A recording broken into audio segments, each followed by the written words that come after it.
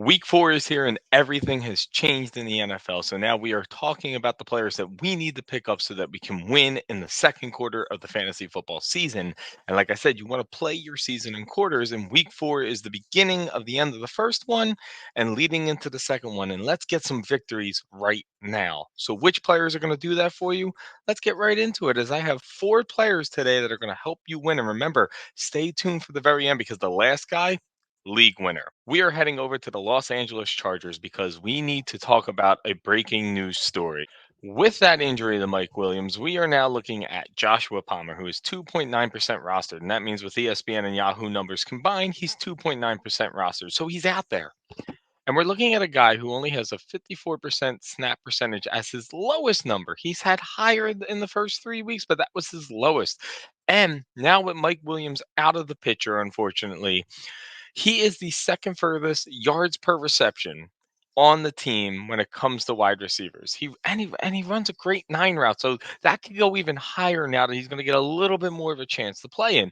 Major plays like that are going to give you major points for your fantasy team because he does lead the team in air yards per reception. So, like I said, big plays, big points. That's something you're going to want to do, especially when he has an offensive coordinator that we've talked about every week on here, who is aggressive and loves to push the ball down the field. So they're going to throw the ball. They're going to put up points, especially if Eckler is out and they're not able to dump it off because Joshua Kelly is a bum. Joshua Palmer is going to be really important for you because he was 11% of the targets for the team.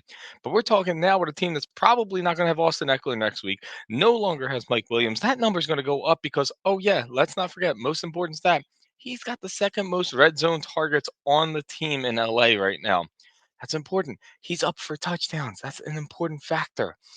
Don't forget that Joshua Palmer is great, but they did draft a first round draft pick in Quentin Johnston.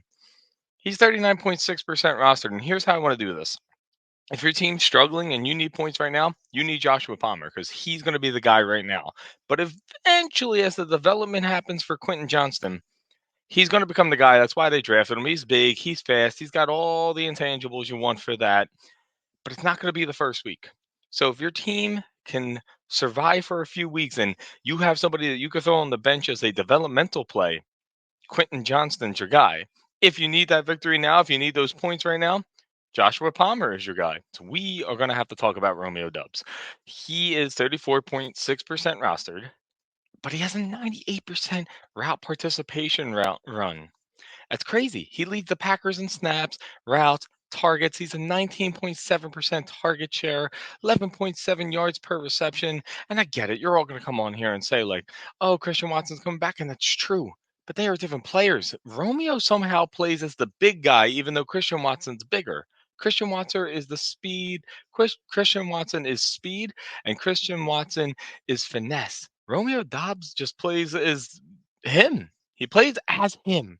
He literally comes out, he plays as like a big man, he does the contested catches, and right now he's building that rapport with Jordan Love, and that's something that's big for a guy who's never started before this season. He's going to feel more trust, more love. He's going to feel connected with Romeo after all these games. So if he's still out there, because 34.6% rostered, like we said, you have to pick him up. The Packers are proving me wrong because I didn't think that they were going to be great this year, but they're figuring it out, and Romeo is going to be the guy who just locks up all the little targets. And then when they get down to the red zone, he's going to play big. All right, we're talking about playing big, right? So let's go to the running back because nothing is bigger than a running back who could just bulldoze and get into the end zone. And one of those players is Roshan Johnson.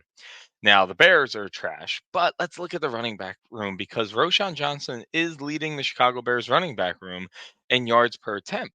He's also leading the Bears in yards before contact. And I know that's usually an offensive line stat, but he's got a whole yard, 1.6 yards over Herbert, which means he's got better vision than Herbert. He's seeing the field better, which is important because if he's seeing the field better, it's going to help the Bears offense. And this offense needs all the help it can get right now.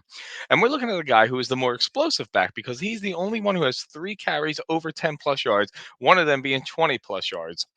And they're already giving him receptions as he has 11 targets on 10 receptions. Here's the thing. He's 40.7% rostered, so he's still under that 50 mark that makes him a waiver wire pick, and he shouldn't be because he can break tackles and he's got great contact balance. And before the last week blowout, because that game was just atrocious against the Chiefs for everybody, he had over 80% on PFF as a pass blocker. And if he can get on there as the pass blocker and he's catching the ball and he's giving explosive plays, Roshan Johnson is going to be the part of the offense that helps Justin Fields not feel all this pressure because they got to do something to help Justin Fields. And the answer to that is Roshan Johnson. Now, let me give you the answer for your fantasy football team, the last guy that I'm going to give you. But it's simple Devon Chen. He's out there. Now, is it A Chain? Is it Achan? He keeps changing his name. But Devon Achan, he got two. This should be simple. 230 scrimmage yards, 4 touchdowns, received 30 snaps, 11 of them in passing plays, 18 in the run. He's not after the pass block, which is okay because he's not great at it. It's a liability for him, but that means he's not coming on the field and we're wasting the play with him. He's in the best coaching scheme right now in the NFL. Somebody who can make a great play, and he's a speed demon who has great contact balance. He's like a pinball machine. You can't ask for a better combo. And a guy with 4.3 speed, somebody who could be that explosive, you need him on your team. If he's still somehow out there, and it's going to be a battle for him, you're going to have to drop a lot of fab for him after that type of performance. But if he's out there still, you have to go get him because a player who could break a play like he did with the vision he was doing, with a play caller like Mike McDaniels, the combination's too good, and you want good players on great offenses, and that's where we're at now. We have a Raheem Mostert who's playing well, but he's older. A Jeff Wilson who's coming back, but doesn't have the speed of Devon. It's going to be a bit of a nightmare trying to cover him for the other teams. But Devon can win you a fantasy league, and that's all that matters, right? At the end of the day, Devon Achane, Romeo Dobbs, Roshan Johnson, Quentin Johnson, Joshua Palmer can win your fantasy league.